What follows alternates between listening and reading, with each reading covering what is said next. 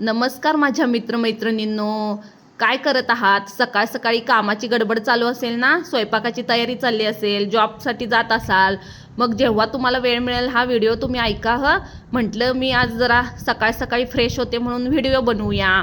तर माझा आजचा विषय हा असणार आहे की सरळमार्गी व्यक्तीलाच त्रास का जास्त होतो, किंवा कलियुगात ह्या सरळमार्गी व्यक्तीलाच का जास्त दुःख मिळतं. तर चला मग सुरुवात करूया. मुळात कसं असतं बघा, जी सरळमार्गी व्यक्ती असते तिला मुळात कुणाला नावं ठेवायला आवडत नाही.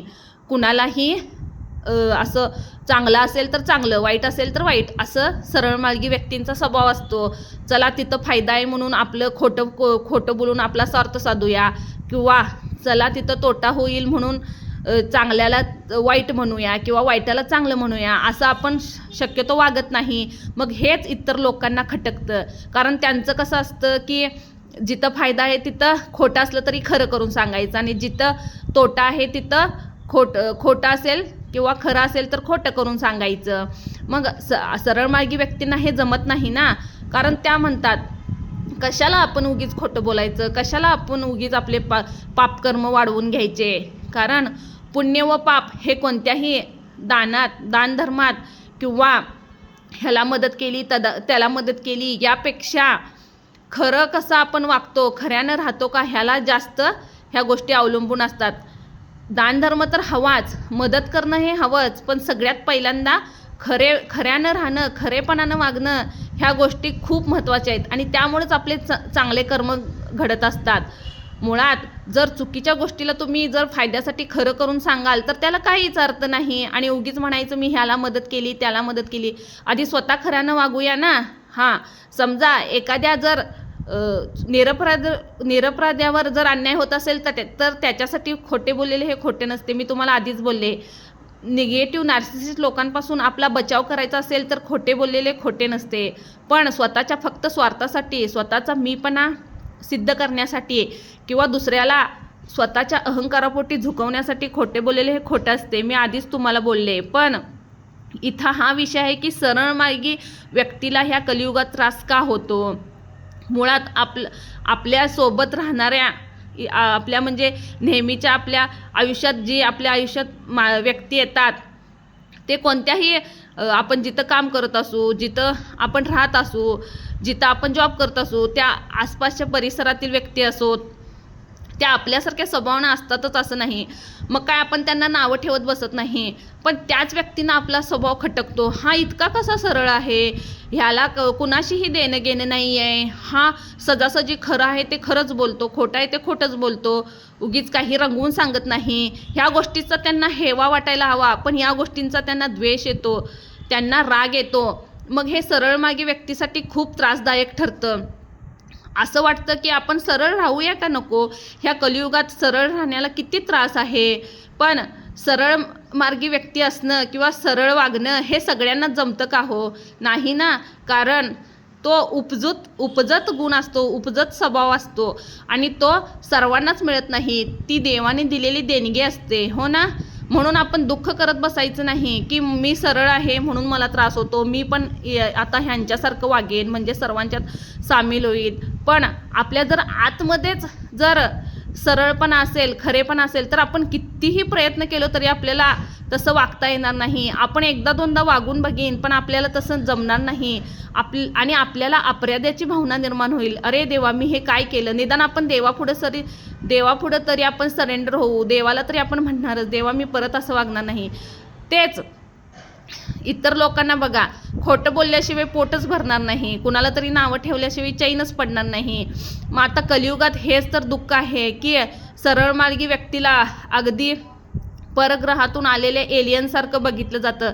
त्या बिचाऱ्या एलियनला कसं आपण कुठं येऊन अडकलो असं वाटतं ना, अगदी तसंच सरळमार्गी व्यक्तीला वाटतं. अरे देवा, ही कोणती माणसं माझ्या अवतीभोवती आहेत, हे असं का घडत आहे. आणि आपली एलियनसारखंच आपली चूकसुद्धा घडते. काय घडते बघा.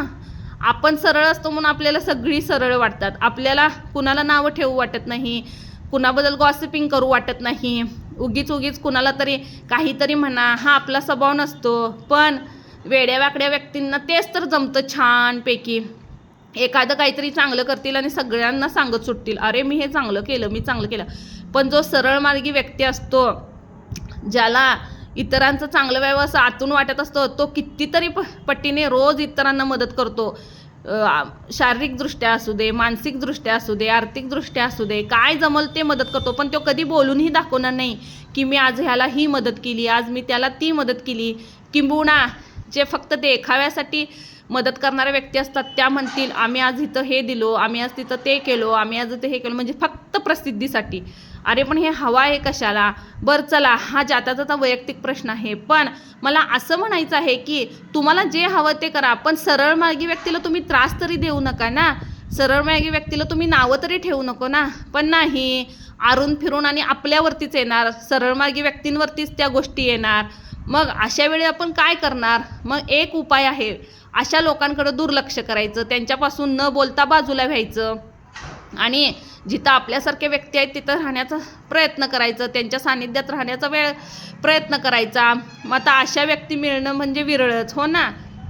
पण देवाने प्रत्येकासाठी कुणाला तरी साथ देण्यासाठी निर्माण केलेलंच असतं.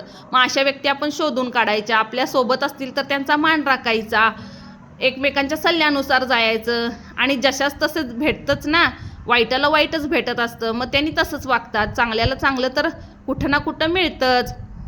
मग अशा लोकांपासून आपण बाजूला राहण्याचा प्रयत्न करायचा. होईल तेवढं आपलं चांगलं कर्म करत जायचं, उगीच कुणाला नावं ठेवत बसायचं नाही.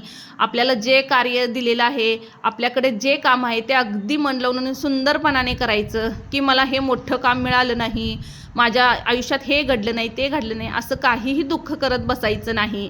जर आपण हाय त्या कामाला जर सुंदरपणाने करत गेलो तर कोणत्या ना कोणत्या पद्धतीनं आपल्याला यशाचा मार्ग हा सापडतोच. फक्त आपलं कार्य आपण मन लावून करायला हवं, हो ना. आणि ज्या सरळ मार्गी व्यक्ती असतात त्या शक्यतो ह्याचं काय चाललंय, त्याचं काय चाललंय, हा काय करायलाय, तो काय करायलाय, हा किती पुढं गेलाय, हा किती पाठीमागे राहिलाय, ह्या गोष्टीत ते अडकून बसतच नाहीत. कारण त्यांना फक्त स्वतःशी प्रामाणिक राहायचं असतं. आपण काय करतो, आपण कोणती चूक करतो का, हे बघणं गरजेचं आहे असं त्यांना वाटत असतं. आणि हीच तर समाजाची शोकांतिका आहे की जो तो फक्त दुसऱ्याचं काय चाललं आहे, दुसरा काय करत आहे, माझा शेजारी काय करत आहे, त्यानं काय आणलं, काय दिलं, हेच बघत असतात. आपण कुठं चुकत आहे, आपण काय करत आहे, आपण इतरांचा विचार काय करत आहे, हे कुणी बघायलाच तयार नाही आहे. फक्त दुसऱ्याची चूक काढण्यात प्रत्येकजण वेळ घालवत बसलाय. मग आपण त्या कॅटेगरीत मोडतो का? नाही ना. कारण आपण सरळ मार्गी व्यक्ती. चला तर मग आपल्याला जे बरं वाटेल, जे योग्य वाटेल, ज्यात आनंद वाटेल त्या गोष्टी आपण करत जाऊया. ह्याने असं म्हटलं, त्याने तसं म्हटलं म्हणून आपल्या मनाचं खर्चीकरण करून घ्यायचं नाही. कारण ह्या लोकांना सरळ मार्गी व्यक्तींचं नेहमी खटकतच असतं, अरे ह्यो काय कशात अडकतच नाही, ह्यो काय कुणापुढे झुकतच नाही, अरे ह्यो काय ह्याचा फायदा बघतच नाही. कारण आपल्याला गरजच नसते, आपल्याकडे जे आहे, जेवढं आहे, जसं आहे त्यात आपण आनंद मानतो. उगीच आपला फायदा आहे म्हणून चुकीकडे जावा, त्यांच्यासमोर पाया पडा, हे आपल्याला जमणार नाही. आणि उगीच कुणालाही नावं ठेवा, हे आपल्या रक्तातच नसतं.